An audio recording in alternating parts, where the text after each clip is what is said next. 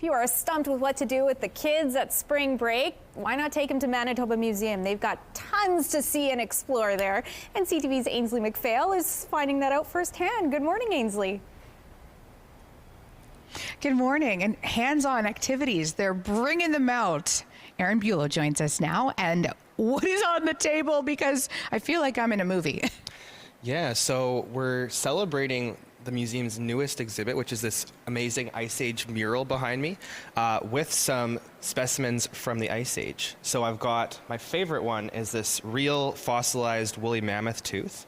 So when we have this station out, you'll be able to touch this tooth. Okay, I haven't quite yet. It's a molar. A molar, oh my gosh. Expensive dental bills for sure. Aaron, thank you. Okay, what's next? Yeah, so then we have the two big skulls are from Castoroides, also known as giant beaver, and Smilodon, also known as the saber-toothed cat.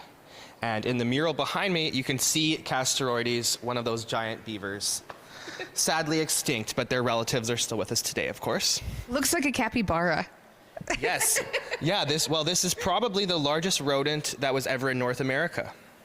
That is so interesting. And then, okay, two things. My brain is just going off right now. The bottom of this is so creepy to me, and it's awesome that the kids can actually come in and touch it. Absolutely, yeah. So we're going to have rotating activity stations in the galleries, this being one of them, where you'll be able to see hands-on specimens and artifacts. So you can actually touch these skulls. And then we have some modern-day animal skulls to compare. Which movie am I thinking of? Yeah, so this is a modern beaver skull, and then that's a Canada lynx. So animals that you can still find in Manitoba today, to compare them to their ancient relatives. It's like I want to touch it, but every time I do, I just feel very creepy.